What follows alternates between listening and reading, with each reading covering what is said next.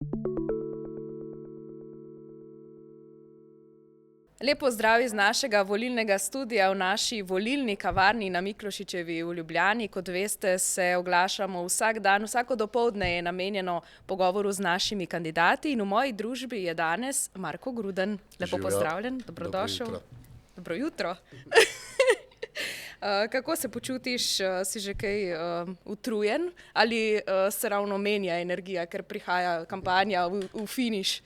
Glede na to, da sem kakšno kampanjo že dal za sabo in da mi je mičken jasno, kako kampanje potekajo, moram reči, da se počutim kar v formi.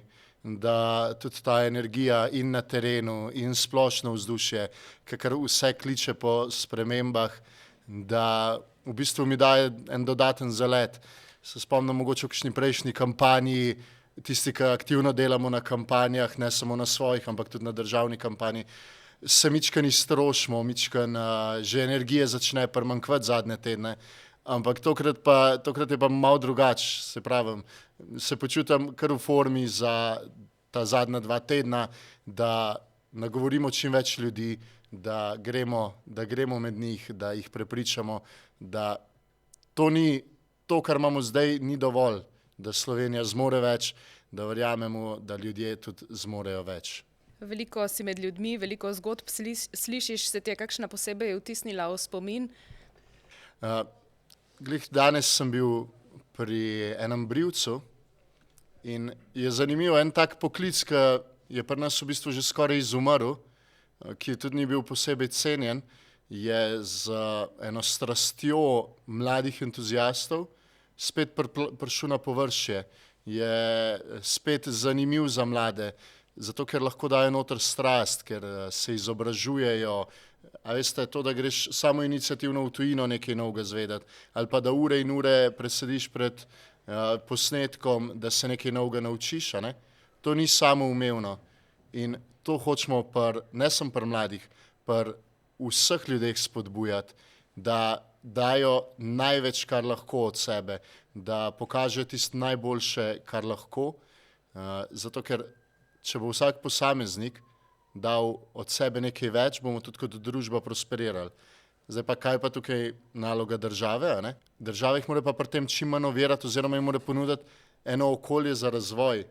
Ne da jih oviramo z milijoni birokracije, z vedno večjimi prispevki pa davki.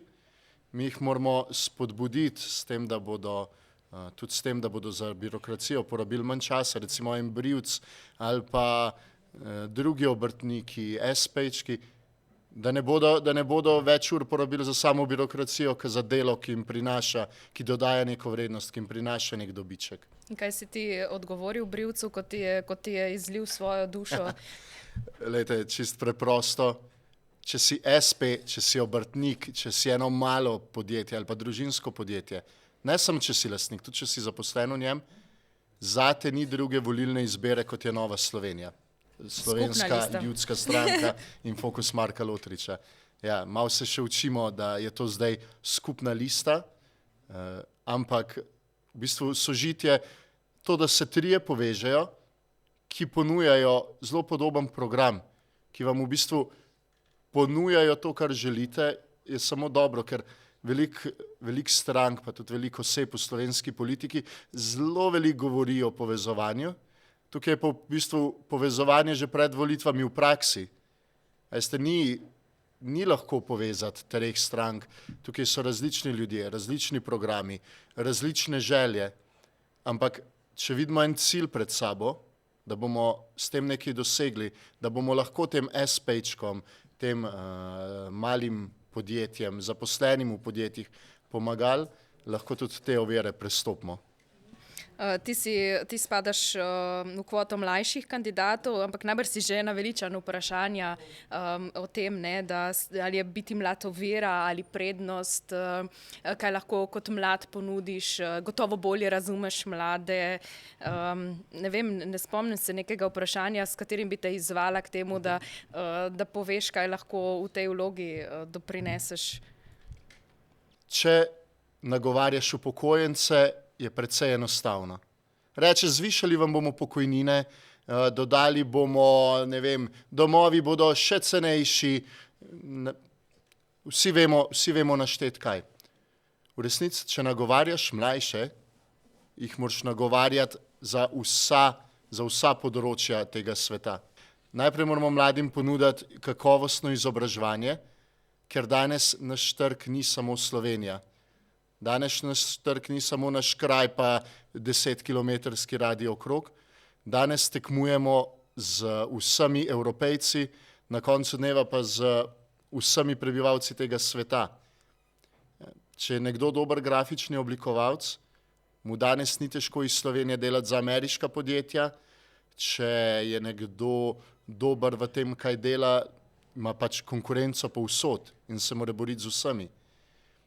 Zato najprej, če gremo lepo po seznamu, če delamo kljukice, najprej kakovostno izobraževanje, da bodo mladi, ko zaključijo s tem izobraževanjem, pripravljeni na borbo z mladimi iz vsega sveta. Druga zadeva so plače. Zadnjič smo imeli novinarsko konferenco mladih kandidatov in jaz trdno verjamem, da največji zločin odhajajoče vlade je sprememba mini davčne reforme. To, če vprašam ljudi na ulici, mogoče ne bo vsak vedel, kaj to pomeni za njih. Kaj pa pomeni, če se davčna olajšava zviša? To pomeni, da bi vsak v Sloveniji imel višjo plačo. To pomeni, da si država od tvoje plače vzame manj.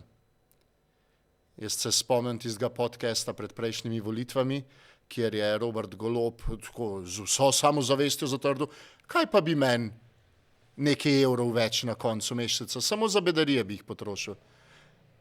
Lejte. Zdaj jih za bedarije potroši država tudi, ne? Pa se lahko k temu še vrneva, ampak če vam na koncu meseca ostane več, boste lahko prej prenovili fasado in uživali prihranke tega, da imate bolj izolirano hišo. Prej si lahko umislite, ne vem, toplotno črpalko. Otroka lahko pošljete za en teden na smučanje, mu ta nadstandard v bistvu omogočite. Ali pa glasbeno šolo, odvisno zakaj je nadarjen. Jaz verjamem, da ljudje znajo z denarjem delati bistveno boljš kot država in da si mora država vzeti manj, zato da bodo ljudem ostali več, da bodo lahko investirali in si s tem zboljšali svoje življenja, pa ne nazadnje življenja svojih družin. Zdaj ti delaš v politiki, si politično sam angažiran, pa tudi si pomemben člen ekipe Nove Slovenije. Veliko delaš torej z dolgoletnimi politiki, funkcionarji. Ne bom vprašala, kaj si se naučil, ampak a si od njih dobil zgled tega, kaj želiš biti ali kaj morda ne želiš postati? Jaz mislim, da ko človek vstopi v politiko, mogoče ne takoj prvi teden, ampak da mora predvsem skrbeti, da ostane avtentičen, da ne igra ene vloge, ki mu jo pripišejo drugi, ali pa da ne, zdaj je popularno na Instagramu, hashtag nismo fake. Zakaj? Ti, konec dneva, če si poslanec izvoljen v Ljubljani ali pa Mariboru, to še gre. Ampak če si pa poslanec, ki je izvoljen v Velikih Laščah, odkoder prihajam,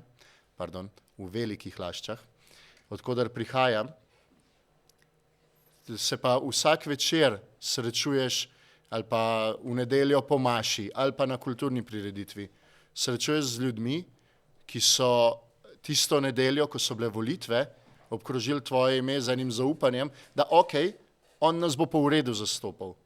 On bo pa delal za nas, on ne bo bedastih zakonov podpiral. Ne?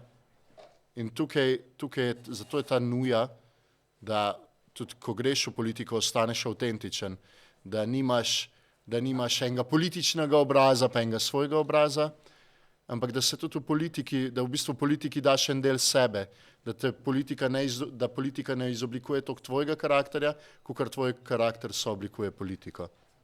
Torej, sam si omenil, da kandidiraš v svoji domači občini Velike Lašče.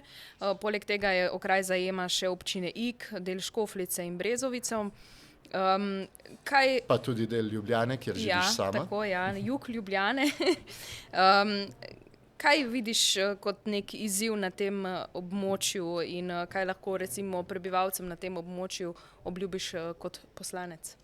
Večkrat se pohecamo, da ko so risali meje okrajev, se je izgleda nekomu polila kava, pa je obrisal tisti madež, ker na prvi pogled, se pravi občina Brezovica brez naselja Brezovica, pa občina Velike Lašče, ki sta recimo na skrajnih robovih tega okraja, nimata veliko skupnega. Ne vozimo se po istih cestah, ne vozimo se z isto železniško progo, če samo pri infrastrukturi pogledamo. Ampak v resnici, kaj pa imajo vse te 4 občine plus ta južni del Ljubljane skupnega, so pa izzivi ali pa problemi. To je eno tako mešano okolje, malo predmestno okolje, kjer ljudje v resnici živijo eno tako en mešan način življenja. Hkrati živijo na podeželju, delajo večinoma v mestu in tukaj se pojavljajo izzivi. Poslanec seveda, po mojem mnenju, mora skrbeti za interese teh krajev. Ko se kot občan Velikih Lašč vozim vsako jutro čez občino Škofljica v Ljubljano, je recimo na tem našem koncu prva cesta.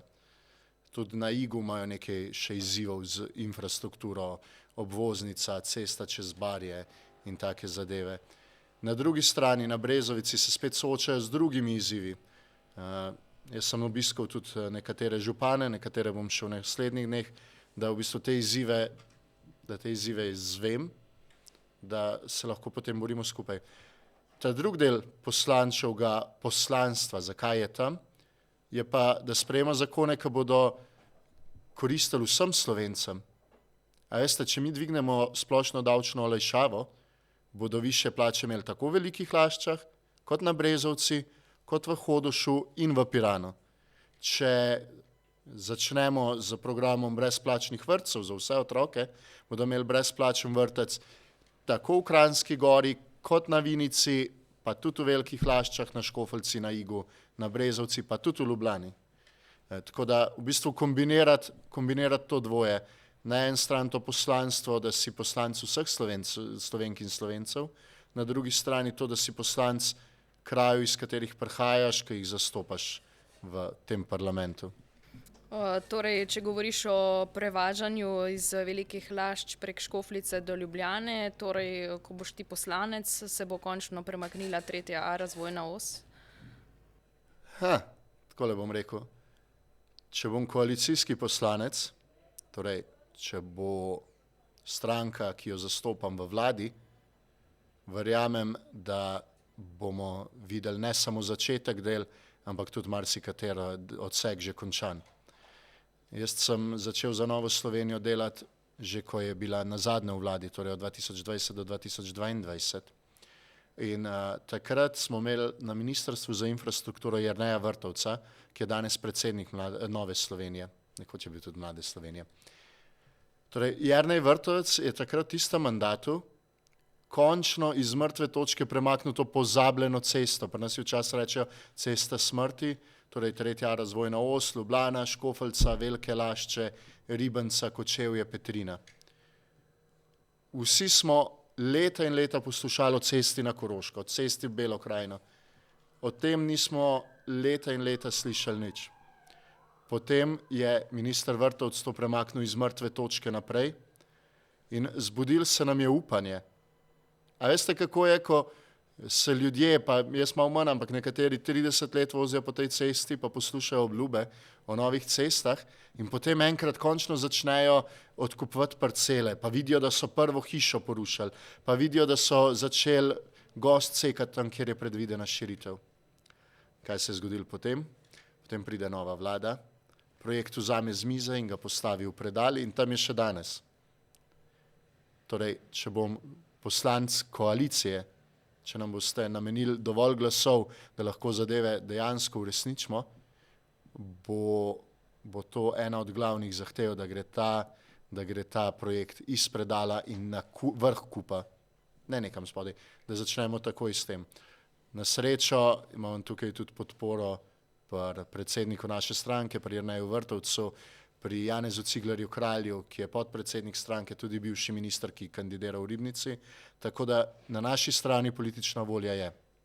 Po drugi strani, če kot poslanec pristanem v opoziciji, je zadeva nekoliko težja. Tam imaš manj vzvodov, lahko pa obljubim, da ne bo minila priložnost, da ne bi resornega ministra in vlado spomnil na to cesto, ker te kraji si pač zaslužijo več. Ne, da si zaslužijo več kot drugi kraji, ampak toliko let slabe ceste ne vpliva samo na to, kako hitro sem jaz kot zaposlen zjutraj v Ljubljani. Vpliva na to, da so te kraji manj mamljivi za investicije, za nove tovarne ali pa če želite nove razvojne centre, da je manj podjetništva, da se mladi vprašajo, se bom jaz naslednjih 30 let vsak dan vozil pa čakal na Škofeljci, ali bi mogoče raj, ki je bližje, si najdel dom. Tako da to mora biti prioriteta. Kako visoko na listi tvojih prioritet pa je stanovanjska politika? Zanimivo vprašanje. A veste, v stanovanjski politiki zadnje dvoje volitev govorijo vsi. Ampak edino, kar slišimo od te bajne stanovanjske politike, je, kako bo država vzela denar, zgradila stanovanja v Ljubljani in bodo ta stanovanja poceni dobili ljudje, mladi, ki želijo živeti v Ljubljani.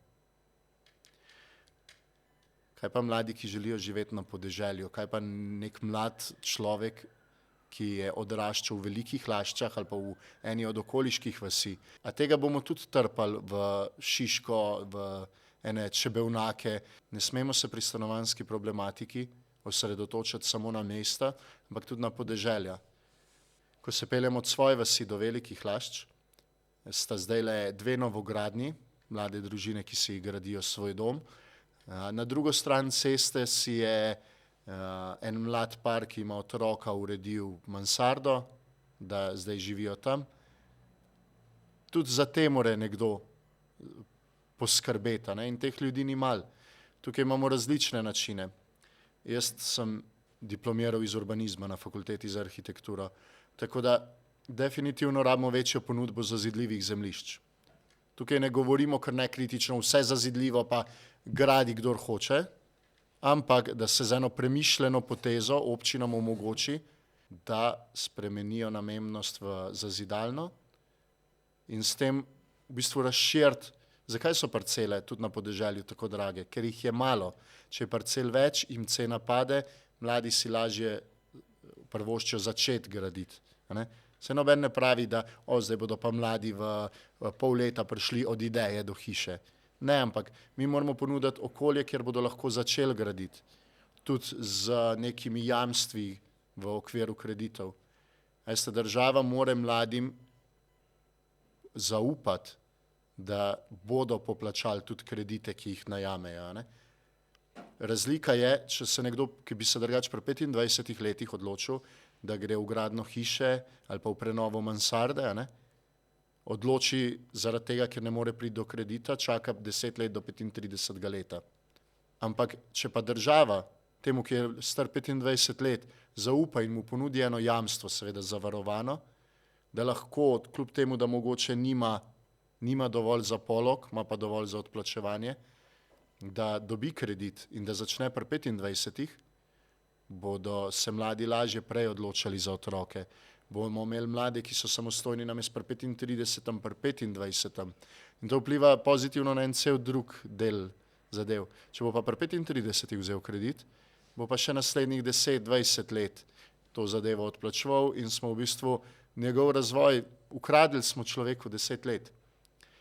Tako da to je en aspekt, ne samo v mestu, tudi na podeželju, ne samo z gradnami, ampak tudi z nekimi spodbudami. Kar se pa tiče teh slavnih neprofitnih stanovanj.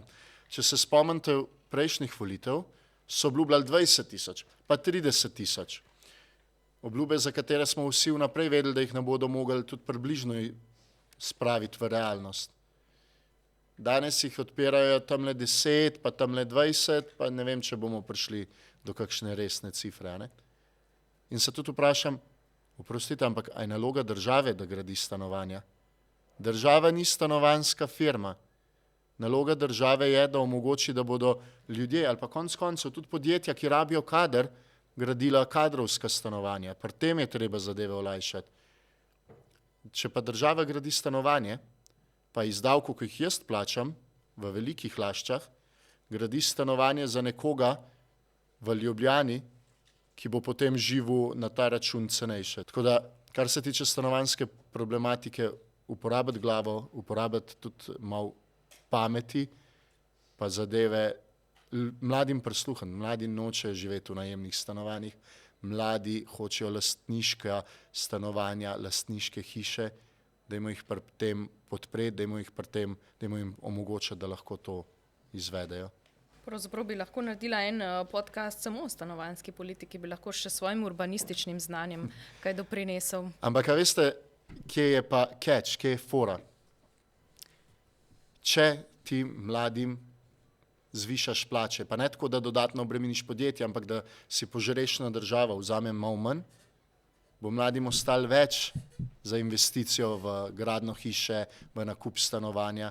Če ti vsak mesec ostane 200 evrov več, boš ti lažje poplačal kredit. Zdaj si pravzaprav na zelo praktičnem in življenjskem primeru pojasnil razliko med neko levo politiko in recimo temu desno politiko, o tem, kakšna je vloga države oziroma posameznika oziroma kdo daje komu oziroma čemu večjo težo. Tukaj bom malo provokativen. Mi potrebujemo in levo in desno politiko. Veste, ljudje v demokraciji morajo imeti izbiro.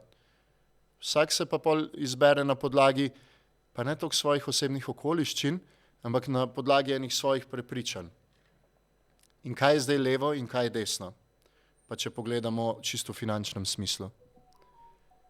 Če verjamete, da znate vi z denarjem ravnati boljše kot država, pa tukaj lahko na hiter pomislimo na razna preplačila, pa na to, kako so dragi javni razpisi, pa koliko se zgubi v korupciji. Če vi mislite, da znate z denarjem delati boljš kot država, potem ste bolj na desni. Če vi mislite, da zna država boljš oceniti vaše potrebe, če vi mislite, da bo država poskrbela za vas, potem ste bolj na levi. Tukaj ni ene rešitve, ne? Poznamo libertarce, oni pravijo čist minimum države, kar se da, pa naj država poskrbi res za tisto najnujnejše, drugo bomo pa ljudje sami. Na drugi strani imate recimo socializem, kjer mi vam bomo od plač pobrali skoraj vse, pa bomo za skoraj vse poskrbeli mi. Potem imate pa na sredi nekaj, čemur pravimo socialno-tržno gospodarstvo. V socialno-tržnem gospodarstvu pa država dela tisto, kar je smiselno, da država dela, in ljudje delajo čim več sami. Kje se tukaj pokaže? Recimo pri zdravstvenem sistemu, ki je mega tema teh volitev, ne? V zdravstvenem sistemu lahko vi prepustite skrb za zdravstvo v kompletu državi. Temu rečemo državno zdravstvo, ne javno, državno zdravstvo. To pomeni, da bo država zgradila zdravstveni dom, ga opremila, najela zdravnike, jih plačevala in vi boste prišli, država vam bo povedala, k kateremu zdravniku morate in on vas bo operiral in boste zdravi. Na drugi strani imamo sistem zdravstva, ki mu pravijo v Sloveniji ameriški, ki včasih nas obtožuje, da smo mi pa za ameriški način zdravstva, kjer zasebnik zgradi bolnico, se pri zasebniku zavarujete, greste kamor hočete, samo če imate denar, da plačate. Mi pa zagovarjamo dostopno javno zdravstvo. Ampak to ni isto javno zdravstvo, kot ga zagovarja Luka Mesec ali pa kot ga zagovarjajo socialni demokrati, ali pa tisto odlično delujoče javno zdravstvo, ki nam ga včasih naslika Robert Golob zdaj na soočenih, kjer je vse super, samo vse več ljudi čaka. Ne, naša ideja dostopnega javnega zdravstva je v tem, da seveda ti plačaš zavarovanje, in ko zboliš, greš kamorkoli. Lahko greš v zdravstveni dom, v državno bolnico, lahko greš pa pod istimi pogoji, tudi k zasebniku, če so čakalne vrste predolge v zdravstvenem domu, greš lahko tudi koncesionarju in dobiš zdravstveno storitev takoj, ko jo potrebuješ, kvalitetno. Nekaj predpostavk moramo tukaj razčistiti. Vsi zdravniki v tem sistemu morajo iti čez, seveda, morajo biti ta pravi zdravniki, ne neki šarlatani, morajo imeti licenco, da zdravijo, morajo iti čez neke preizkuse in vse. In mi ta sistem v resnici danes že poznamo. Če je čakalna vrsta v Sloveniji predolga, greš ti lahko v Zagreb, kjer k zasebniku, on te tam operira, ali pa v Celovec, ali pa, ne vem, v Milano se veliko hodi tudi. On te tam operira, ti račun pošleš na ZZZS, na Zavod za zdravstveno zavarovanje in oni ga plačajo. Ampak dajte mi povedati, zakaj bi mi mogli hoditi v tujino, če imamo v Sloveniji glih tako ljudi, ki to delajo, ki to lahko naredijo celo po nižji ceni kot v tujini in bi s tem prehranili vsi. Veste, strašijo nas pred zasebniki. Seveda, jaz tudi nočem iti nekam, kjer bom mogel plačati za nekaj, kar sem že plačal. Ampak to je težava sistema, ne zdravnikov. Jaz vsak mesec, dajte, samo pogledajte si plačilno listo od prejšnjega meseca, pa seštejte prispevek zdravstva, prispevek za zdravstvo delodajalca, prispevek za zdravstvo delojemalca, pa obvezni zdravstveni prispevek, ki so ga menda ukinili, a ne? Pa ga niso zares ukinili, zdaj ga samo obvezno plačujemo. Seštejte to troje, toliko vi osebno date za zdravstvo vsak mesec. Zdravstvo ni zastonj. Ampak če jaz dam toliko denarja za zdravstvo, pričakujem tudi, da ko bom zdravnika potreboval, mogoče ko si mlad, ko rabiš zdravnika enkrat na 3 do 5 let, da nekaj na hitrco ti napiše 2 recepta, pa greš domov, pa poješ tiste tablete, pa je, še gre. Ampak, glejte, jaz veliko zdajle srečam mladih upokojencev, so tisti, ki so tam 2, 3, 5 let v penziji, ne? Oni pa rabijo specialiste takoj. Ni, da boš ti dobil napotnico zelo hitro, pa boš čakal ne vem koliko časa, ne? Tebi se v tem času poslabša zdravje, stanje poslabša, kakšna zadeva gre tudi preko meje, a ne? Ti rabiš zdravnika takoj. In če jaz plačam, pričakujem, da bom storitev dobil takoj.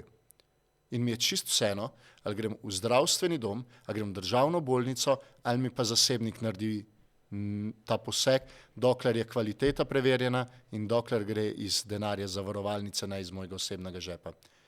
Kaj se pa danes dogaja?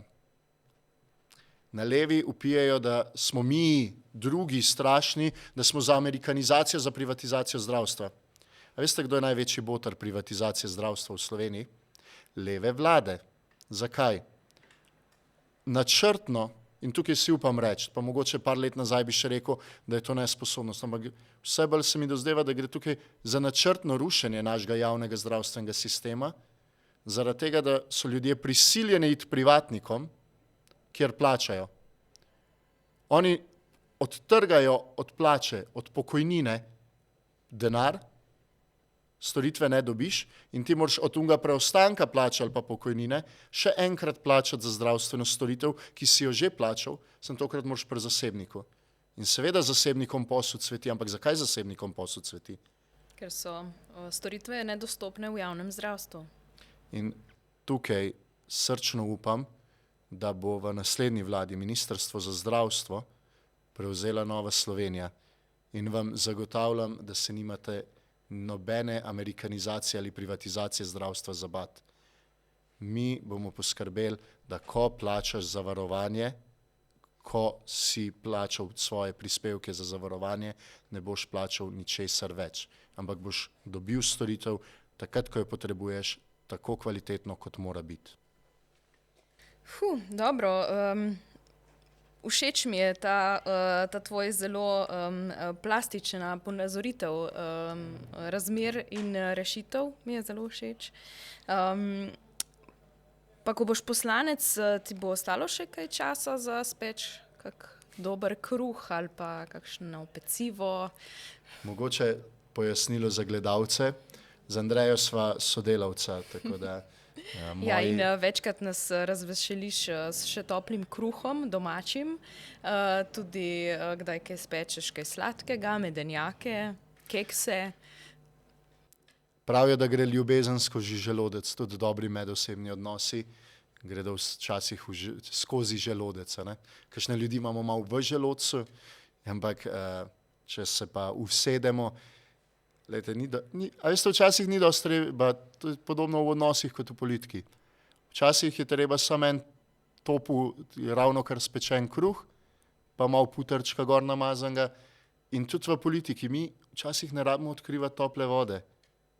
Če nekaj laufa v podobnih državah, če nekaj laufa v razvitem evropskem svetu, mogoče s čist malo modifikacijami lahko deluje tudi pri nas. In zdaj zadnje čase se velikokrat primerjamo s Hrvaško. Kako smo prišli do te točke, da nas v bistvu Hrvati učijo, kako imeti spodbudno okolje za gospodarstvo. Na Hrvaškem nekoliko poznam situacijo, ker dosti delam tudi z mednarodnimi odnosi z našimi hrvaškimi partnerji. Oni so razumeli, da je treba ljudem pustiti delati, da kmeti znajo najboljš kmetovati in da jih je treba pustiti kmetovati, da obrtniki, podjetniki znajo najboljš ustvarjati, zaslužati in da jih je treba pri tem čim manj ovirati. Ja, potrebujemo en razumen okvir davkov, ne potrebujemo pa milijon birokracije, kar ponavljamo že 20 let, pa se samo nalaga, in ne potrebujemo davkov, kot da dobimo storitve, ne vem, na Norveškem. Mi nismo za nič davkov. Ampak če smo v zadnjem, mislim, da je bil včeraj podatek, da smo v zadnjih 4 letih vsako leto pobrali 1,5 milijarde dodatnih prispevkov in davščin od gospodarstva in od ljudi. A ste reče od gospodarstva. Kdo pa je gospodarstvo? Vi, ki ste zaposleni v podjetju, ste gospodarstvo. Od vas gre to, od vaših plač se je pobrala ta dodatna 1,5 milijarde. Zdaj mi pa povejte, a ste čakali kakšen dan manj v čakalni vrsti zaradi tega, a so državne storitve kaj boljše zaradi tega, a vam država nudi kaj več? A veste, če meni nekdo odplače od trga, jaz pričakujem, da bodo te storitve tudi dostopne, da bodo te, prej smo se pogovarjali o zdravstvu, če plačam zdravstvene prispevke, pričakujem, da bom lahko dobil specialista, če ga potrebujem, takrat, ko ga rabim. In isto je pri dolgotrajni oskrbi. Glejte, zakon o dolgotrajni oskrbi je sprejel Janez Cigler Kralj kot minister oziroma državni zbor v času prejšnje vlade.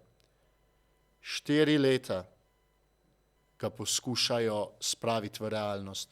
Vmes so ga odložili, pa malo spremenili, pa še malo spremenili, pa določili ta odstotek tu in odstotek tam, da sta na koncu 2%. Kaj pa vidimo od storitev? Kje je oskrba na domu? Kje so tiste vse obljubljene zadeve, ki smo si jih zamislili, da bo jih ta prispevek kril? Vse, kar so naredili, je, da so v enem Excelu spremenili vse, ki živijo v domovih za ostarele, so jih dali iz enega stolpca v drugega. A veste, to ni neka huda sprememba. Pozna se seveda, se pozna na položnicah, kar je nujno, za kar smo vsi za. Ampak, a veste, to je tako neotipljivo. Mi rabimo, če hoče država pobirati nove prispevke, rabimo ene otipljive zadeve, da ljudje vejo, zakaj plačujejo. A bi šli vi tako v trgovino, pa jim pustili tam 20 evrov za rogljičke, ki jih bom mogoče dobil čez 14 dni ali pa čez 3 leta. Pač ne se hecati. Tako da tukaj rabimo eno državo, ki razume, da če več pobere, državljani tudi pričakujemo, da bo več dala. Drugače pa neha več pobirati. Kam pa je šel ta denar? Prej sva že dotaknila se tega, Kam pa je šla ta 1,5 milijarde vsako leto več? Ne samo, da se je pobrali 1,5 milijarde več, zraven smo se še zadolževali. Kam pa je šel ves ta denar? Tukaj je pa vprašanje, kakšno vlado si želimo, ne samo kakšno državo si želimo. A si želimo razsipno vlado, kjer denar pušča na vse konce in kraje. Tukaj se je pa namnožil nekih, pravijo, mehke vsebine. Tukaj se je namnožil teh mehkih vsebin, ki jih samo plačujemo, pa nobenega rezultata od njih ne vidimo. A ne? Kam je šel ta denar? Mi rabimo v novi vladi prva zadeva, ki je manj ministrstev. A veste, nisem število, koliko ministrov plačaš, pa koliko državnih sekretarjev, pa koliko tajnic. Vprašanje je tudi nadzora. Če imate vi začuvati 2 otroka, je to eno, ali pa če imate začuvati enega otroka, če imate pa začuvati 6 otrok, vam bo pa prej ali slej naredil bedarijo. Pa je mogoče tudi opazili ne boste. In tako je z ministrstvi, veste, če imate 14 ministrstv, kot je recimo zdajšen predlog za novo vlado, ne, je potrebno toliko nadzora, pa se denar toliko racionalno troši. Če imate pa, se sploh ne vem, jih imamo 21, 22 ali že kakšnega več, ne? Se pa ta odgovornost kar malo razvodeni. Zdaj mi pa povejte, kam bi prišli, če bi, ne vem, tisti, ki imate podjetja ali pa tisti, ki skrbite za družinske proračune, kam bi prišli, če bi kar na vseh koncih iz teh proračunov kar malo odtekali. Veste, pol pa ni nove fasade, ki smo se prej pogovarjali, pol pa ni počitnic na morju, ne? Razen, če se zadolžimo za počitnice na morju, pa tako naprej. Ja, vidim, da si politično zelo ogret, ker si z vprašanja o peki kruha prišel čez dolgotrajno oskrbo do zadolževanja in tako naprej, tako da si na dobri poti, da postaneš poslanec. To bomo sicer prepustili volivcem, tudi tebi, upam, da imam tvoj glas. Ampak je pa tudi zelo pomembno, prej si me vprašala, kaj se mogoče od naših poslancev, s katerimi delam, kaj se naučim. Pomembno je tudi ne izgubiti stika z realnostjo. Da jaz včasih me vprašajo, pa ti se vsak dan pripeleš iz Lašč, ne, pa se to ni tako blizu, ne. Ampak, veste, ko greš iz službe v politiki, pa se po moje velja to za veliko služb, ampak moraš na eni točki tudi odklopiti. Moraš na eni točki tudi živeti eno normalno življenje, če tako rečemo, ne. Moraš iti tudi na kafe, pa na pier v svojem kraju, si delati tako v politiki, da ti ne bodo tam kaj v glavo vrgli, ali pa da ne bodo ljudje se stran obračali od tebe, a ne. Ampak je zelo pomemben, da ko stopaš politiko, da veš, da je to konec koncev tudi ena obrt. Veste, pri nas se je zgodilo, da se je politiko začeli jemati kaj en hobi program. Oprostite, ampak v enem velikem delu trenutni sklic parlamenta zgleda, kot da je nekdo šel pred prejšnjimi volitvami po ulici, pa spraševal ljudi, a bi bili poslanci, pa jih nabral na kup. Jaz v naši stranki sem deloma zadolžen tudi malo za profesionalizacijo politike, za izobraževanje. Zelo pomembno je, da poslanci, kdorkoli je že izvoljen, ne padejo z neba tja noter. Da ni, da se prvo leto šele učijo, kako parlamentarna procedura poteka. Mi rabimo profesionalne politike, ne? Ljudi, ki se spoznajo na to obrt, ki znajo poklicati ali pa se dobiti na kavi tudi s kom z druge strani, ki so bili kdaj v tujini, pa imajo kakšno izkušnjo, kako pa tam te politične zadeve tečejo, ki nekaj vejo tudi o tem, kaj so neka naša ustavna načela, ne? Tukaj v tem sklicu se je, veste, če ne pomaga, če imate vi polna usta, da ste za pravno državo, pa demokracijo, pa kako ste vi ščit za pravno državo, če povozaš vsa temeljna načela demokracije, ne? Tako da v to smer moramo delati, da se nam politika na vseh poljih profesionalizira, da to ne bo en hobi popoldanski program, ampak da tja pridejo res ljudje, ki imajo neke cilje konec koncev, ki želijo neke zadeve spremeniti in ki znajo te zadeve spremeniti. Tako da tukaj mogoče je tudi večja vloga političnih strank. Hvala, Marko. Mogoče si pa še kakšno uro vzameva do volitev. Sicer pa te bodo volivci srečali tudi na dogodkih na terenu, ne, in na drugih druženjih. Tako da bo še veliko priložnosti tudi, da odgovoriš na razna vprašanja, ne. Tako je. Tudi kakšna druga od teh, ki sva jih zdaj načela. Tista v peki kruha, pa v medenjakih, mogoče. potem, kaj delam rad v prostem času. Ja, tudi. Sej, tisti, ki te volimo, se bom tako izrazila, te pa tudi sicer v vsakdanjem življenju bolj kot ne vidimo in spremljamo, ne? Najlepša hvala za tvoj glas. Hvala, Marko. Hvala tudi vam, da ste naju spremljali. Pridite kaj v kavarno in se vidimo, če ne prej, če ne v kavarni, pa na volitvah. Nasvidenje.